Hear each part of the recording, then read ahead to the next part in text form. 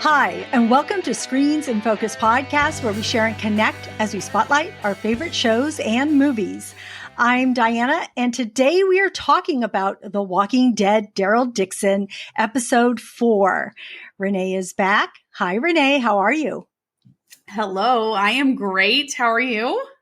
I'm doing great. I'm so excited as usual to talk with you because every episode is it's been so good, and we learned so much more about the characters. And actually with Genet, I felt she was really disturbingly creepy in this episode. And so I thought, okay, question of the day.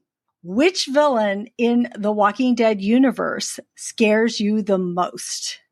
So for me, it's the governor, because there are several other villains who are, they have exhibited horrific behavior, no question. But to me, the governor is one that could never be redeemed like we've seen in Negan. Right. And then I always feel Alpha's a close second, because we don't know what could have happened if, Negan hadn't killed her, because she was pretty sadistic. But I just feel the governor is another level of insane. Like his, like the other two, I don't think, because Negan and Alpha are going to be my next, in line here. Yes. Yeah. But I don't feel either one of them are necessarily insane. Like the governor, there was definitely something going on there. And he would eliminate people without even finding out if they could be a benefit to Woodbury or anything like that. He was just, and then also how Negan was honest. He would say, okay, if you're going to join the Saviors, this is what we're about. This is what we do. Yeah. But the governor was always so deceptive, and everything, including his name, was a lie. And so I just feel like there's just so much going on inside his head that is twisted that to me, he is just the scariest. So I think he's actually one of the best villains. Like he's my favorite villain, because you didn't know what to expect with him. And I think I had a variation of this question previous in my question of the day, and I had picked the governor. But like I said, with watching this particular episode with Genet and how just sort of, this different mindset of what she believes and how she believes it, and the way, which we're going to talk about, we're going to dig a little bit more into her, but the whole holding the baby and what the heck is she going to do with that baby? So it made me think, man, that's pretty scary. And sometimes it's not what people do, but what you don't actually see yet, and you're not really sure what they're capable of. So that's why it got me to thinking about this question, because like I said, I've said the governor before, and I might have said Negan before, but we've seen Negan change so much that we know he has a heart. We know he cares. And so when you can deal with somebody like that, it's easier to deal with them, because you do have something to bargain with them. I will say Alpha is pretty far up there for me. And I think, when I think scary, I could pick her, because she seemed far off on some things, because that was that baby that she didn't care about. And I don't remember if she actually killed it or somebody else did, but she wasn't concerned about the baby at all. And just the way she lived and the way that she treated Lydia at times. But then there were those little bits of humanity that we did see in her. So that's why it's so hard. It's so hard to pick. So I agree with you. The governor is an amazing choice. And so you kind of swung me back in that direction, because I was almost going to pick Alpha, but I think it's sort of a tie for me in my mind between the both of them. With Genet, she is scary to me. And like I said, we will break it down and talk more about her. So friends out there, we want to know from you who you think is the scariest villain in the Walking Dead universe. There are so many. I started thinking about Fear the Walking Dead and The World Beyond and Daryl Dixon and Dead City. And so there's so many to choose from. But I do think that the best are the Walking Dead original series. So we've seen so many. So anyway, again, friends, please let us know who you pick as the scariest villain. You can reach us on any of our social media at Screens in Focus. You can get to all of our social media links at screensinfocus.com because we really want to know who you think is the scariest. All right. I don't know if we have any news today.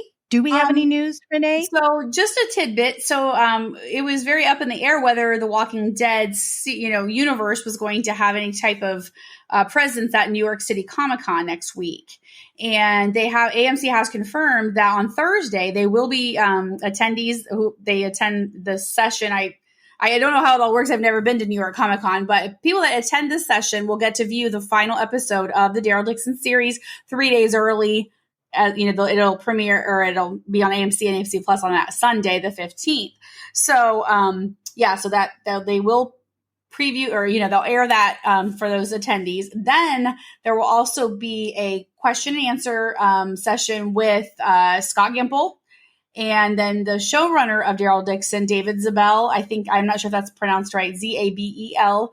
And then also Greg Nicotero, who he does, special effects, of course, in Daryl Dixon, but he's also an executive producer. So they will do a Q&A with those three guys. So that's kind of cool. And then there will be some sort of sneak peek for The Walking Dead, The Ones Who Live. So hopefully some of that is, pushed out to the public and they sometimes do, sometimes don't. So we'll have to wait and see, but it's just exciting that, they are, ramping up for The Ones Who Live. So that was just a little excitement for attendees of New York Comic Con. And then for those of us that can't attend, hopefully some of that's made public. Exactly. Oh, that's awesome. I'm so glad that I asked you and you were able to share that. That's amazing. Anytime we can get anything more, when I see those trailers for The Ones Who Live, I get so excited too. I love this. Yes, it's very exciting. Okay. So, let's go ahead and dig into episode 4, The Walking Dead, Daryl Dixon, season 1, episode 4, La Dame de Fer. Which I came to realize means the Eiffel Tower. I guess the Iron Lady. Mm-hmm. Yeah. Yep. So I thought that was cool because the Eiffel Tower, we do see that a lot throughout this whole episode. So in this episode, it brings to light the potential immunity of Laurent to zombie bites, sparking discussions of faith and hope, which we keep talking about. The both of us keep talking about through every single episode that I love. I love digging into all of that. How hope and faith are in this post-apocalyptic world. And this episode also delves into the moral and the complexities, oh my gosh, by Daryl as he oscillates between kindness and brutality, all while characters like Genet and Cadron pursue their agendas. And Isabelle makes a significant sacrifice for her nephew, Laurent. So I just want to start off with the opening scene because my jaw dropped. I wanted to say so much to my husband as he was sitting there, but then I didn't want to speak because I wanted to watch what was happening because I felt like we had talked a little bit about immunity, if that was something that could happen to Laurent or exists in him. Mm-hmm. And so I was like, what's happening? What's happening? And I thought they're giving it to us so early in the episode at the very front. And then all of a sudden you're like, not sure. Wait, is that a dream? Mm-hmm. Is that a hallucination? Is that a flash forward? What is it? So tell me, what did you think of that whole little sequence? Well, I thought it was amazing. Yeah. And I was the same as you. I'm like, okay, what is happening here? Until I believe it is Daryl. He's in the water. Like he fell through that roof. He somehow fell into some water, at the bottom of whatever he fell into. And it was a dream or hallucination of some sort, which I guess more dream because I'm not sure why he would be hallucinating. But I mean, like I wrote an article about it. I wrote dream or hallucination because I feel like it definitely was something not actually happening is what I was trying to get to. My point was, and so it was really cool because I feel like it gets to the root of things because Daryl is questioning whether or not Laurent has these special gifts. He's watching. He's a very observant person. He's always watching. He'll watch more than he talks, as we've learned in The Walking Dead. And he sees things. He's intuitive and that sort of stuff. So I feel like he's really questioning, does Laurent possess these gifts or whatever, some sort of gifts. But I also think that, your dreams can be, very subjective in how people get into them. But the fact that that's the person who came to his mind, to me, is saying he's starting to feel a connection with where he didn't initially, like he's less like this kid, whatever kind of thing. And now he's starting to, kind of like he did with several of the children back in the other communities. And so I just thought that was kind of a neat, kind of tie in, I guess, to, his life with Judith and RJ and, even Carl, other children that he has made this connection with. So it was amazing. It was an amazing way to start the episode for sure. It was, oh gosh, it just hit me in so many ways. One, okay, Laurent, and I've got chills right now as we're talking, just FYI. And you gave me chills earlier when you were talking about the governor. So, okay, Renee, too. You gave me 4 last week, 2 so far. But what I think what I love so much, one, we see Laurent, and also how he's portrayed in this, right? He's walking around, these walkers are all coming around him, and he, closes his hand as if he's praying, and then you're not sure what's happening. And then they kind of go past him.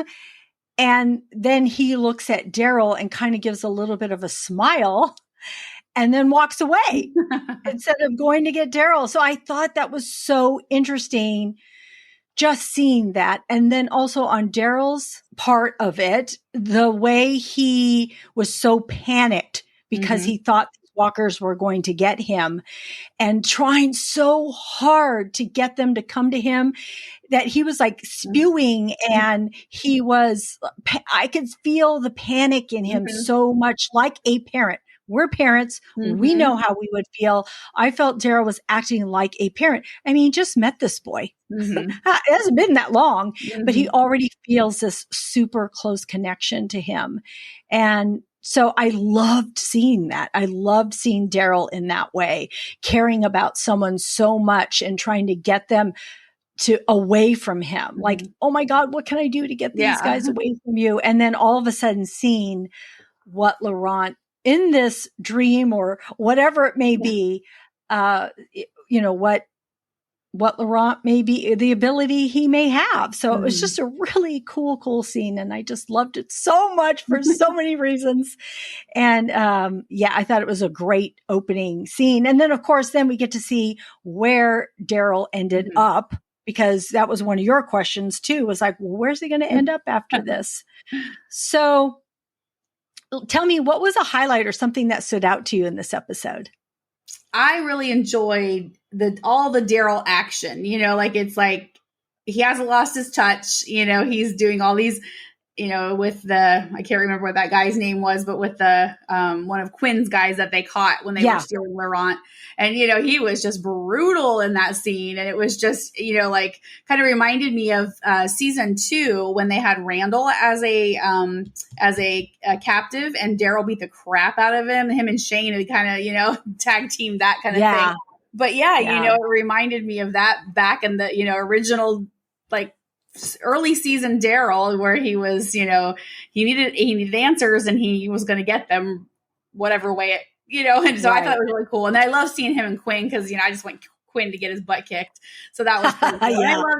I did love though how he, we can talk about that more later too, but how he didn't kill Quinn because Laurent was watching, and how, he couldn't kill his dad, even regardless, he's not really a dad. I guess he's a biological whatever, but he's not. But anyways, it's still, this young boy watching. But anyway, I love the action scenes. And then Genet, when she was when she was holding that baby, I thought exactly of Alpha, because that was the baby. If I remember correctly, they were going to leave it in there. Then Connie got it, and I believe that ended up being Adam. That was the baby. That's right. Yeah. It was the girl. I can't think of names right now, but it was the oh my gosh, what was her name?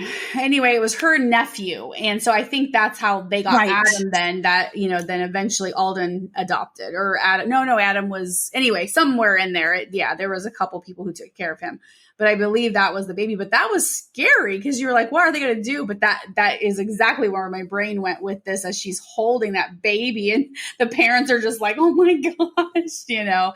And I agree. She's very scary. So she was also a standout. So. So I first wanted to mention, because at the very beginning of this, we do see Daryl, you know, get out of the water and fight with those walkers underwater. In fact, I thought that one was biting his leg. I really did. I'm like, Daryl better have rubber boots on or something, because I thought, Daryl, I think it's biting you. Can you please stop it? But of course he stabs him, comes out, and it's daylight. He's walking through Paris.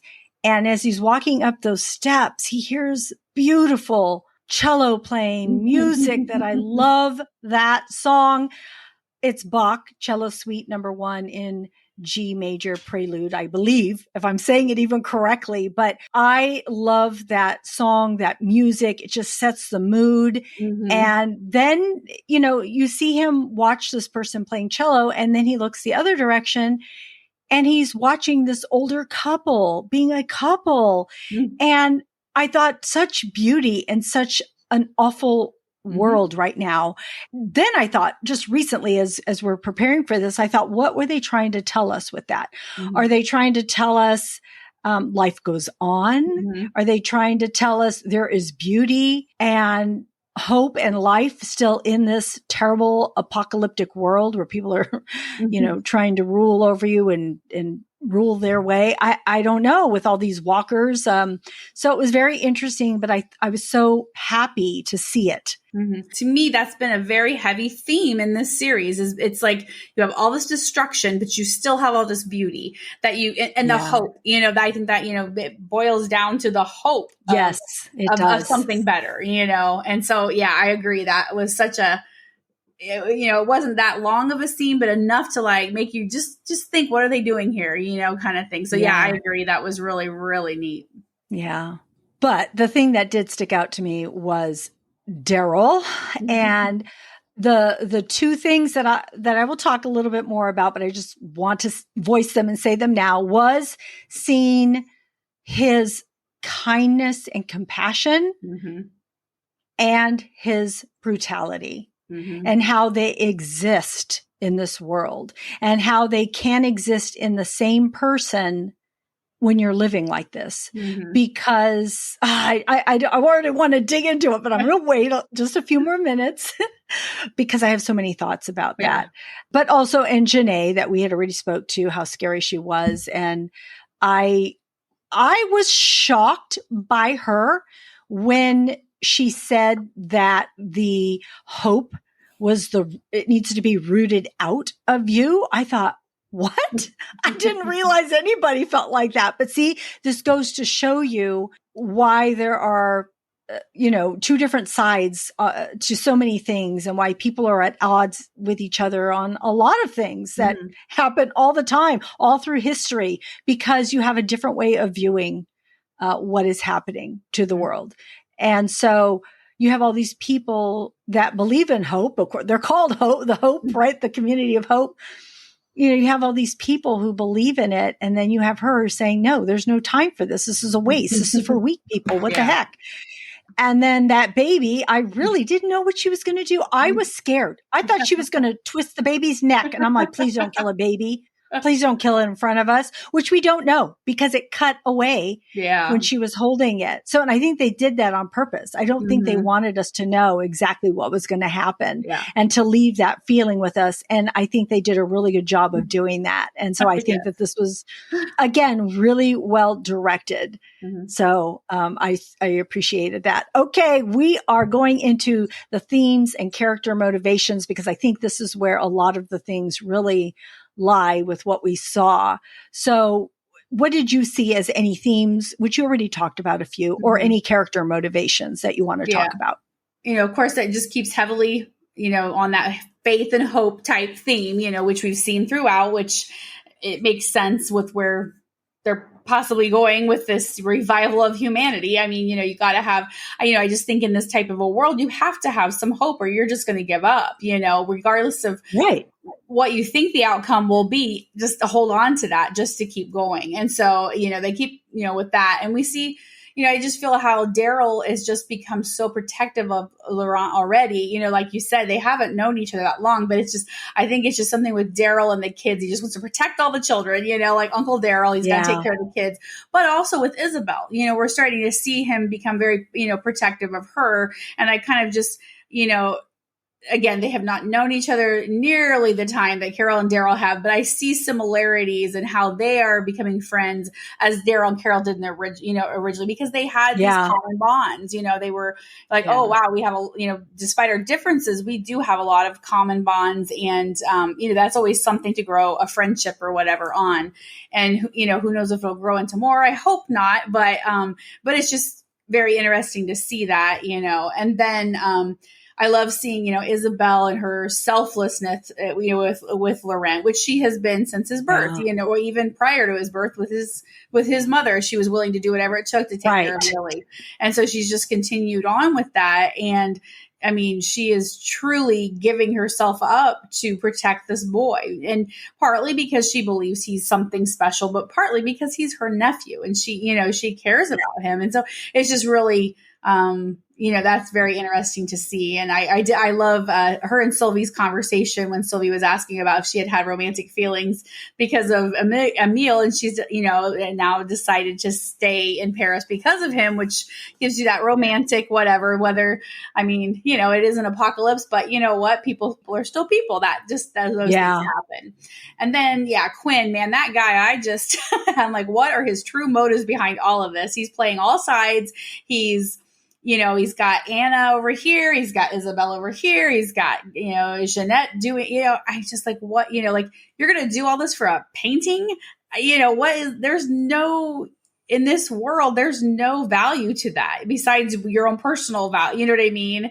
Yeah. And it's just odd that that's what he wanted. He wanted the painting, I understand Monets are beautiful, but in this world, they're literally worthless. So what? Yeah, he's an enigma is what I called him in an article. I said he is an enigma because I can't, pinpoint, or is this just literally it? He wants Isabelle, and that's really maybe that is just his motive. So yeah, it's just with him, I very question his motives and what's going on with him. Yeah, exactly. Oh, so much about Quinn and his motivation.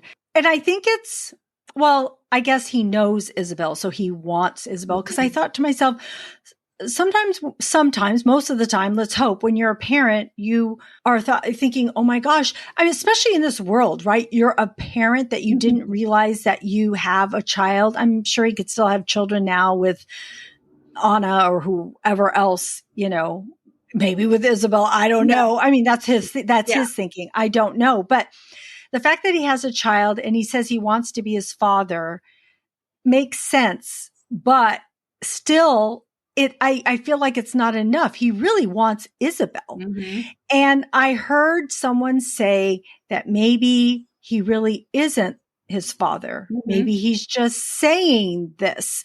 And I thought that would make sense because you're not acting like you would expect a father. But again, there are some fathers who aren't that great of fathers, right? And are not going to act like how we expect a father to act. So it could be that, or it could be maybe he's not his father. Mm-hmm. And it's funny because that goes back to what I told you last week, how I was a tiny bit disappointed that it was Quinn that was his father, because I wanted his father to be somebody just, that had a sense of what Laurent has. But then how are we ever going to know that unless we uncover something Lily writes and finds out? Because how else would we ever know who her, or they come across a guy who seems to be like Laurent and says, oh, I knew Lily. Yeah. We're like, aha.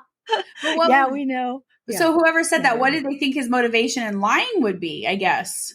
Maybe to gain from Isabelle? I don't know. Yeah, I don't okay. know. No, I'd I'm have to just go very back curious and check. because I love that idea. I mean, that's because that would explain why he was so willing to just let Lily go by the wayside. He didn't care, because now he seems to care, but he didn't then. That's what they said too. Actually, they did bring that up because they're like, well, you had Lily there. You knew she had a baby. If that was your child, would you want, to save her?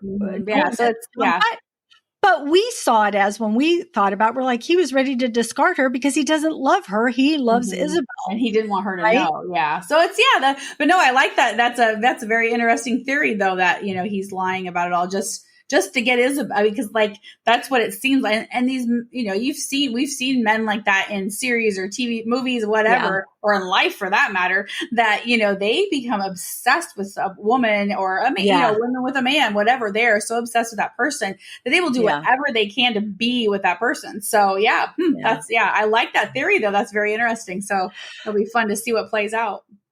And also that painting, maybe he wants the painting for Isabelle because Isabelle loves that Lily's painting so much. Maybe he thinks somehow that's going to do something, like he's going to be able to give her a gift. I don't know. That's true, because when she walks in, then at the end, when she walks in, that's the first thing she looks at is the painting of the lilies, So so maybe he knew how much she loves of Monet and blah, whatever. So that could be that, because at first I was like, what? You're going to do all that for a painting? But that would make sense. Yeah. Well, which is what Anna said too, the singer. So she's right there with you. I'm like, what are you going to do with that? So I don't know. So it'll be fun to see what happens. Yes, it will. So going back to the themes, and yes, hope and faith is, of course, throughout every episode that we see and we'll continue to see. And we had talked a little bit earlier already about Laurent and having, giving people hope and having that faith, and also how it affects Sonia and how she speaks to Genet about it, right? So she wasn't afraid to say it. She says, basically, he's going to save us all. And you too. You too, Genet. He's going to protect you too. And so I love seeing that contrast between Sonia and Genet, how they both believe in something wholeheartedly, but are opposites from each other. And so it was, and like I said, I was astonished when I heard the words come out of Genet's mouth. I'm like, what? It kind of reminds me of a lot of things that happen in this day and age when you hear somebody say something and you're like, what? What are you saying? So, but, and it just brings up the power of believing. And also, I do want to dig a little bit into Daryl. And I thought when he was, I can't recall his name, the pigeon man's a name. I don't know. Anton, I think, or Anton. Yes. That moment was, he was trying to save him. He's talking to him. He's exchanging information with him. And then he tries to bring him to the side so that the guerriers don't find him. And I think that's who it was, right? It wasn't Quinn's men. I don't think so. Right. I think No, it was the emblem was on the side of the truck. I paused it to see, and there was an emblem on the vehicle. So I that's what I assumed too. Yeah. And, he runs out and Daryl's like, no. And he runs out and he's just trying to save his pigeons. And I understand because these pigeons are his pets, or his, who he takes care of. He loves them and he takes care of them. It's his purpose. It's what he does. And the fact that they just shoot him, but I loved it that Daryl just threw that, took it out like nothing thing. Right. Just right in them. And then he comes and he bangs the door on the other guy. And I just thought it was so cool. Daryl in that mode. But I thought it was, and I really noticed that when the guy was dying, because Daryl goes over to him, he's bleeding out and he says, oh, I want the pigeons to be set free. And Daryl makes it a point to go get the pigeons, bring them to him right next to him so that he can see it. And I thought, and I think I even said it, that is so, I'm getting chills again. That is so sweet, as sweetest, heartwarming thing I've seen. Fast forward. We see that, we see Daryl with this guy, and I'm sorry, I can't remember his name either. And I know his name because they say it, but right now I just can't remember his name. As they're interrogating him, and Daryl starts to talk about his story and just like stab. And I'm like, oh my God, Daryl, I can't believe you're doing this. I mean, we've seen you do it before, but it was just so, it kind of jarred me for a moment. But it's interesting for me, and I think maybe for a lot of us that love The Walking Dead to watch it, it's almost like you forgive this, even though you wouldn't in real life, right? Yeah. I mean, you're not going to forgive somebody for, just stabbing somebody like this, but I don't know. Maybe you would. I don't know. But it was just really just shocking. And then I thought, but he's doing it for a really good reason. I know he is. And the fact that Isabelle stayed to watch it all and didn't go away either, I thought that was an interesting move on her part too. But I was shocked, but I understood it, of course. And then, of course, Daryl just takes care of business. He just does. And so you can appreciate that too. Yeah. Throughout this episode, I was so, like the previous episode, we got so much information. And so it was like this overload of new information. This episode toned that down a little bit, amped up all the Daryl action. And I just thought it was so good to see. Yeah. It was so good. So I also saw that Daryl's motivations shift in this episode because he's still on the path that he wants to go home, but it has to shift toward the end here because now he has to take care of Laurent. And he's doing this though, because like you had mentioned too, he's growing closer to Isabelle and he's growing closer to Laurent. And now he has to take care of them because he cares about them. And he is a good person and he is going to do what is right by people and he's going to do what's right with what's in front of him right now. And these are the people in front of him. And that's, he's going to have to put what he wants aside for the moment and do what he has to do. And then we also see Isabelle making her sacrifices, like you had mentioned also, but at the very end, but she can handle her own. Sorry, let me finish that sentence and that thought.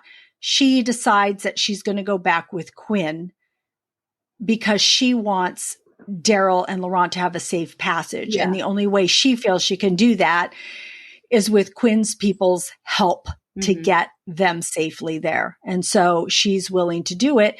But I understand that because she's a strong woman and she will get out of this. I truly believe she will. Yeah. We'll see what happens in the next couple episodes with her. I feel like we know that the second season's coming. They started immediately. I mean, there was not a long break in between filming. They stopped season 1, bam, they were ready for season 2. I feel like we're going to end on a very, a cliffhanger involving Isabelle. I just have a kind of feeling that that's where it's going to go to. That's going to again change Daryl, like his trajectory or whatever. Because that's just so we'll see if that is what happens. But I feel we're going to have a cliffhanger because I just feel like that's going to be a thing. We have 2 episodes left. And so I feel like something significant is going to happen and we're going to be like, what? Waiting. Yes. I also felt at that moment when they're at the boat, I feel his motivation shift. I question I even question, is he even going to go back to America? Is he going to stay in France? I mean, I thought that. I don't want him to because I want him to go back to Carol and everybody else. But I question it because there are these people here that he's starting to care about. And when you start caring about people, it's like, oh, are you going to leave? I don't know. I think so. I mean, I still think you're going to help and go back to Carol and everybody else, but I don't know. There's these people that you care about too. So he's in I'm jumping ahead, but in the trailer for the next episode, Laurent says, I miss Isa. And he says, we all have people we miss. Yeah. So it's still in his mind, but you're right. There's a lot of things that have changed since he washed ashore in France, Yes. Yeah. Also, Laurent making that choice to go with Daryl because this is his father. Let's just go with this is his father for a second. Okay. Yeah. This is his father. And I know that Daryl, and I think you were going to say something that you knew that Daryl wasn't going to probably kill Quinn at that moment, which you can touch upon if you'd like in just a moment. But he's beating the shit out of him and he's ready to do the next step. And then he looks up and he sees Laurent. And of course he knows that's his father and he cares about Laurent. So he's, concerned about what Laurent is going to see. Mm-hmm. So he doesn't do it, but he says, come on, Laurent, let's go. And he starts to walk off. And I'm thinking, oh, you're so self-assured that this kid is coming along with you. And he does. Mm-hmm. He goes slowly past him, watches him and walks over. And I thought to myself, wow, that's your dad. And we know he adores his mother because he keeps taking out the picture of his mother with the Eiffel Tower. And it means so much to him. It means so much. So he's close to his mother. But he doesn't appear to be close to his father. It doesn't even seem to be something that he's that concerned or connected with. Mm-hmm. But if that theory was correct, that Quinn is not his father, I'm wondering if Laurent feels it in his gut that this isn't the right guy or what type of person he is. He hasn't voiced it, but the fact that he walks away with him and goes with Daryl, that is a choice that he makes. Mm-hmm. And if this kid feels a lot, then he must be feeling something or nothing when it comes to Quinn. Mm-hmm. Yeah, but he did say to Quinn, he said, "You're my father," before Quinn ever said it. Again, his feelings that he has in his stomach that he said, and whatever, he said to Quinn, "Oh, you're my father." And he's like, "You're a smart boy." So yeah, but didn't he overheard Daryl and Isabelle talking about it though? I guess I don't know how much he heard. I guess I'm trying to remember if they said that exact or whatever, but maybe it was just that. But yeah, because he says you should tell him who his father is. And that's the whole argument they were having. Now, I don't know when Laurent walked in and what he heard exactly, but they were talking about it. So that made me think that was why Laurent knew that was his father. Maybe that's the case. I took it as another one of those, feelings that it could be. So, but maybe he did hear it, because who knows what all he heard. But anyway, But I did think that scene was, again, it just showed Daryl's, like you said, he was confident that Laurent was coming with him. And it showed, like you've been talking about, his compassion and his brutality just so, they're both so heavy in this, episode where he is literally beating the crap out of this guy. And then he's, looks at Laurent, okay, I'm going to be, I'm compassionate to you, because this is supposedly your father, blah, blah, blah, but I also think Laurent saw that, if he is so intuitive on these things, he can tell Daryl is genuine and Quinn is absolutely 100% not, know? And so, he knows it. Yeah. Yeah. So it was awesome all the way around.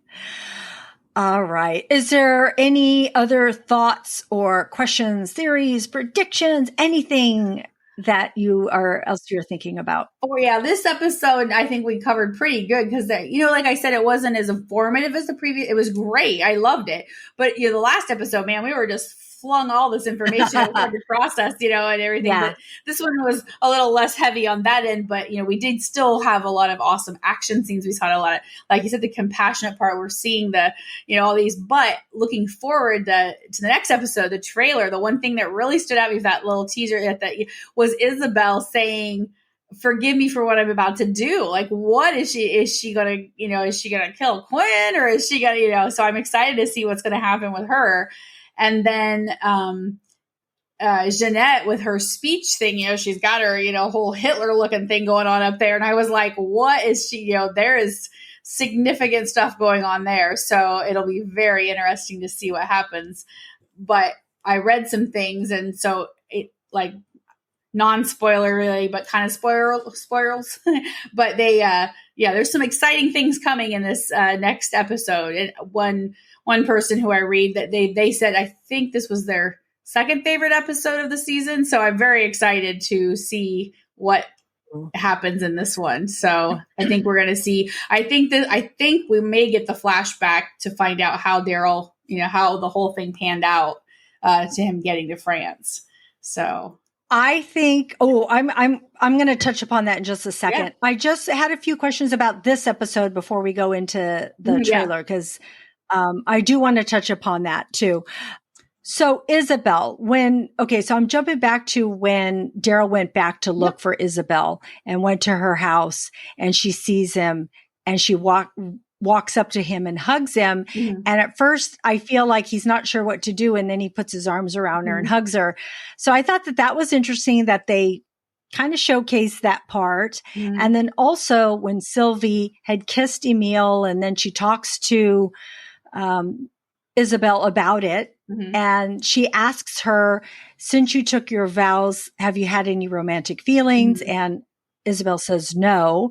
And she says, well, what about back there? Mm-hmm. And she says, I have concern for Daryl and Laurent. But I'm like, do you?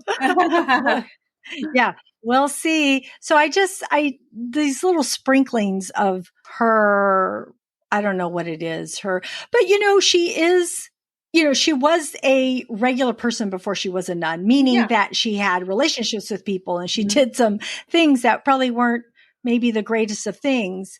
And, and I was so mad at that guy when he called her all those names because of what Quinn must have told him. Oh my God, I was so mad. I wanted to just wring his little neck. But anyways, to Isabelle.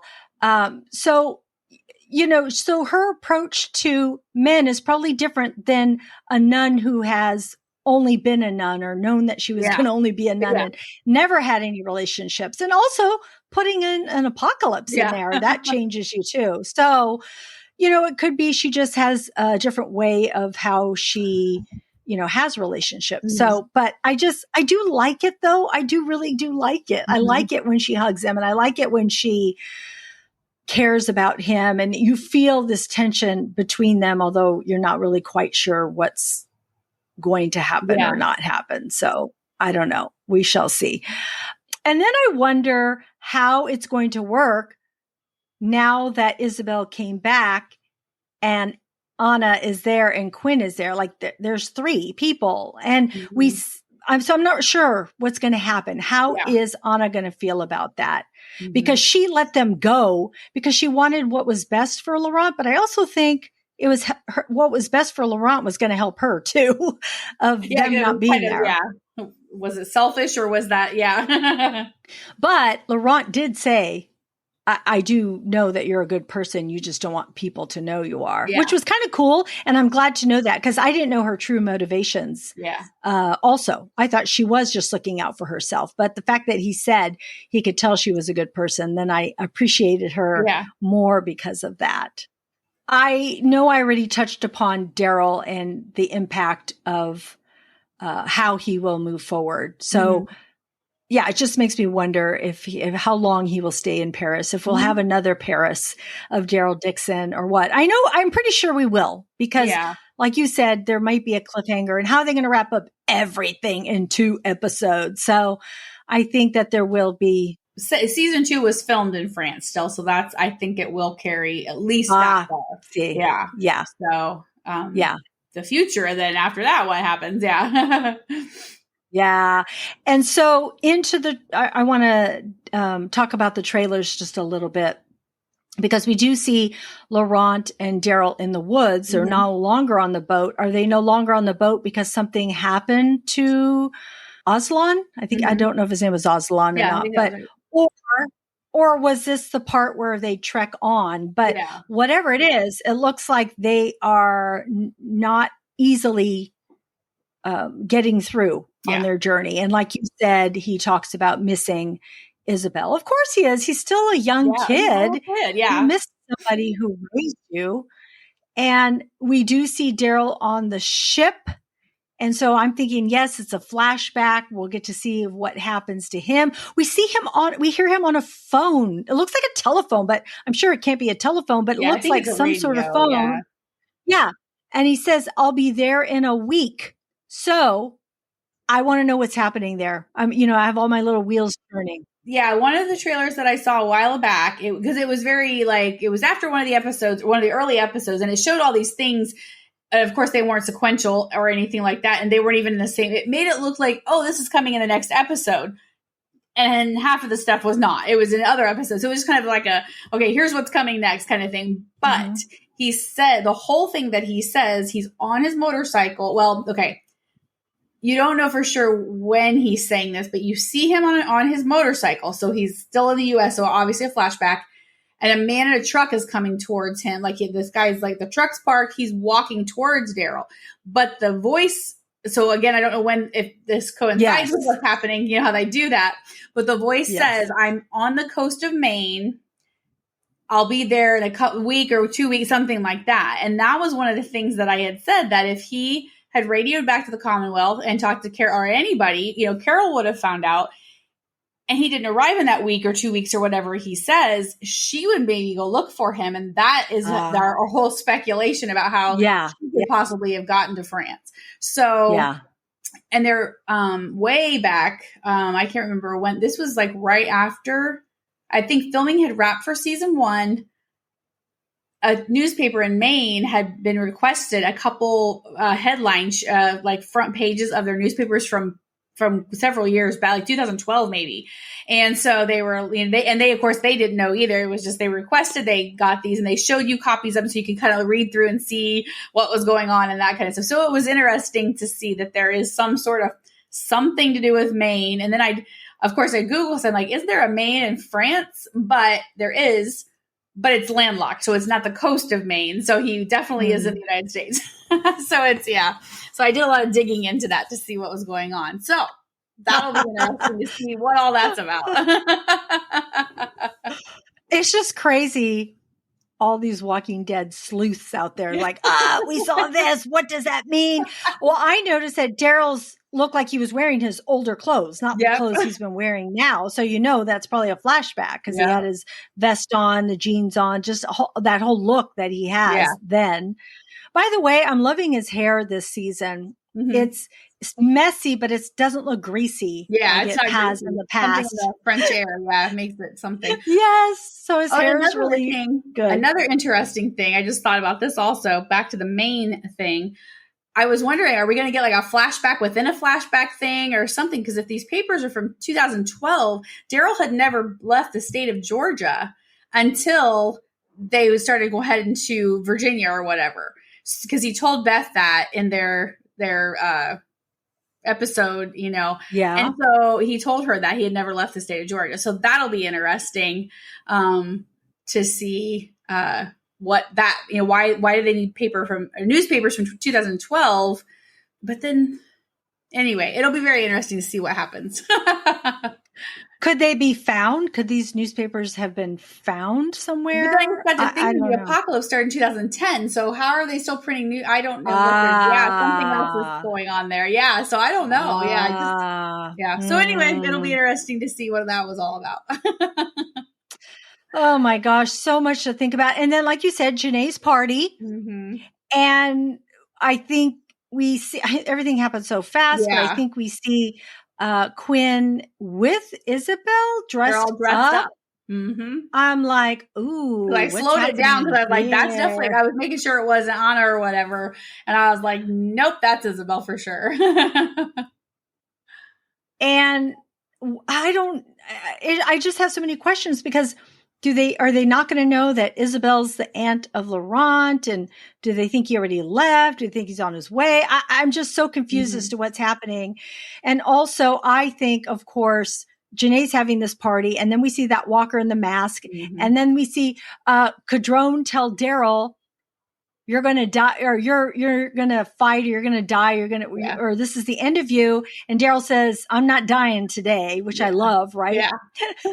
and it's like, don't you remember? Laurent says he's not dying in France or Paris. So he's not dying. But all these things coming up. So it just looks so exciting to watch. And I do hope we get the flashback to see what happened, how Daryl, did make his way there, because that would be good to know. That it would be something that we all want to know how that happened. Who knows what? Oh my goodness. So exciting. So exciting. All right. Okay. We are at our segment and the award goes to. So Renee, tell me, what was your favorite quote, character, or moment? So there were many. Of course, I've mentioned Daryl's action sequences, but I wanted to do something different than just that because that's all I've talked about. So what I really enjoy, we don't see a lot of Fayu, but I love this character. I actually wrote an article about comparing him to King Ezekiel because they kind of just have that charisma, that poetic way of speaking. They're, they're very, devout in their beliefs and their community. I just see a lot of parallels with those two characters. So, but when he said that we go in as one and come back as one, he's rallying his team as a leader should, encouraging them, and I thought that was just wonderful because we don't always see that with a leader. And so I really just thought that really stood out, but I'm loving this character and just how when he talks, it's just like a poem or something. Yeah. Yes. It's so true. We didn't even talk about that segment when they were creating that diversion, which I thought was kind of cool seeing them there. And when he was giving that speech, I loved it. And okay, I know this is so out of this world and into a different world that I love, but that is Cobra Kai. And it just reminded me of like Miyagi-Do way of just the way, he would talk, Mr. Miyagi would talk to them, just that whole way of being a leader. And so it's funny, but that I saw, when it came out, I thought, oh my God, this reminds me of how they speak in, Cobra Kai. And so, so I just loved it. Yeah. He truly was a leader and I hope we just get to see more of him. Yeah. And so it was so good. My favorite part was the beginning sequence. I love everything about it. It was so important. I think I love when it has to do with faith and when there's people who may question it or not realize it and then they, I don't know, just to have some hope and some faith. There was just and this is the way, Daryl treated Laurent, like I had mentioned already, how he wanted to save him so bad. I loved seeing Daryl in that way, just being so terrified and vulnerable and, being like a father figure. I just loved it. So that was my favorite moment.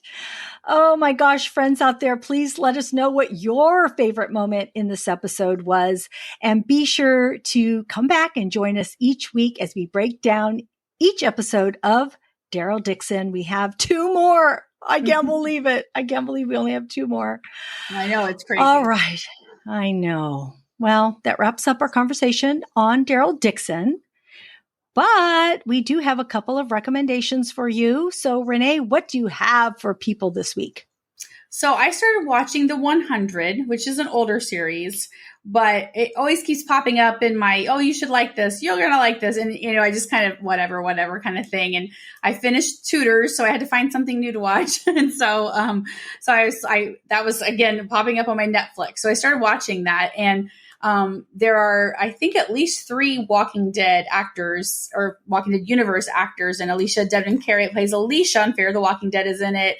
Nadia Hilkler that played Magna, she's there, and then Zach McGowan, he was Justin, that's him. Jeez. So Zach McGowan, who played Justin in The Walking Dead, he is also in The 100. So yeah, but I haven't seen any of them so far. I'm still in season 1, so I don't know when they come along. But anyway, so it's a really dystopian sci-fi kind of thing. And have you ever watched it?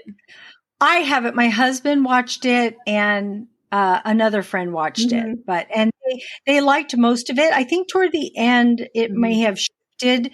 But 7 seasons, I believe. So it's that's a lot of seasons for, I'm like, where are they going next kind of thing. Yeah. I mean, it's really good. This first season has been outstanding. So we'll see how it goes.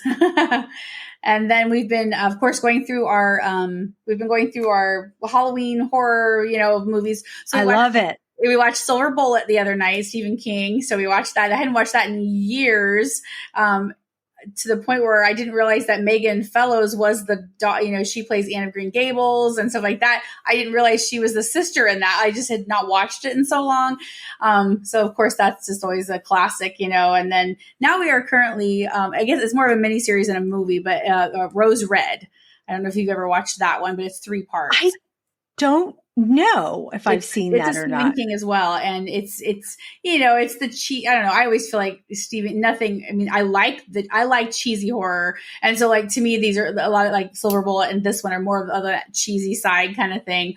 But the Rose Red, we've watched that several times, and it centers around this big house, and so it's really good. I'm enjoying it again. I feel like I have watched it, but I'd have to go back and really look at it. I love Stephen King and watching his things. So that's why I think I probably did, but I'm sure you did. So anyway, so that's what we've been doing right now anyway. So I just finished Only Murders in the Buildings on Hulu. It was a great ending. I love that Meryl Streep was in this season. Yeah. She's amazing. And Paul Rudd also was in the season. He was amazing too. If anyone out there is not watching it, Martin Short, Steve Martin, and Selena Gomez are in this. They all live in this building, and a murder happens in the first season, and then they try to solve it through podcasting, which I think is so funny and hilarious. And so, the seasons go on, and there's a new murder to solve each season. And so anyway, this season just ended. It was really good with Meryl Streep. She is so amazing. I love Meryl Streep. We know she's amazing, but to see her again in this, it just reminded me of her talent, and she is so good. So check that out if you want a good show to watch.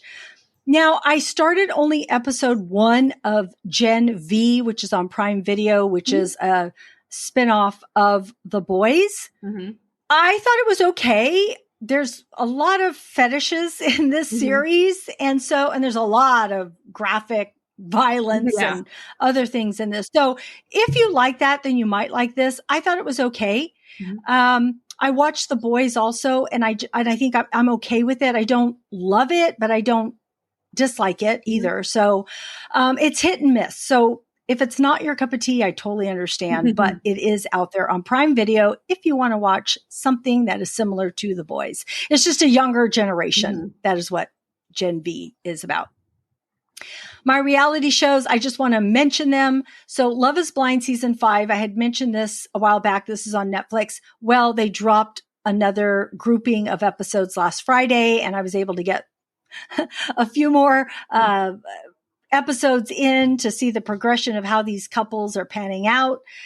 So that has been interesting. And then Bachelor in Paradise started, and I'm watching that. It's kind of sad to say that I have tuned in. And Dancing with the Stars is back. It was on Disney Plus last season, but it is back on, I think you can still catch it on Disney Plus, but it is back on television also. So I started watching that too, along with The Voice that I just love. So those are the TV shows and reality shows that I'm watching. The only movie that I saw is called Reptile, and this is on Netflix, and it's a crime drama, and it's with Benicio del Toro. I really enjoyed it, but the end really left me kind of not hanging, what happens, but it was a little bit lackluster for me. I thought it could have been tied up better, but I don't want to take away from Benicio del Toro because he was incredible in this. And I really, really enjoyed seeing him in this movie. So did you watch it? Not yet, right? Yeah, not yet. We want to watch that. It's on our list. So I'm excited to see it. So, yeah. So I would recommend that and Only Murders in the Building. So, but I hope to get to, go ahead. The Only Murders in the Building is one I've intended on watching, but I always forget about it. I just need to sit and do it. Well, now you have a few seasons to get through, and they're short episodes. They're not long. So they're very easy to get through, and they just make me laugh. They're funny.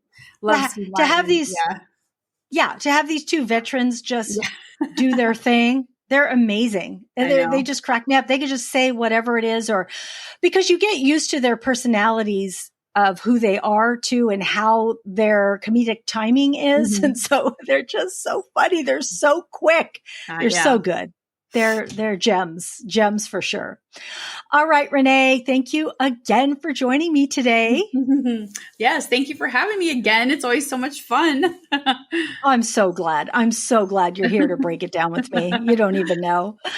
All right, friends out there, thank you. Thank you so much for tuning in today. We are so grateful that you tuned in, and we hope something that we said today resonated with you, gave you a chuckle, some happiness, some positivity, or inspiration. Please subscribe to our website at screensinfocus.com. We would love more members of our TV club. You can find our website listed in our show notes.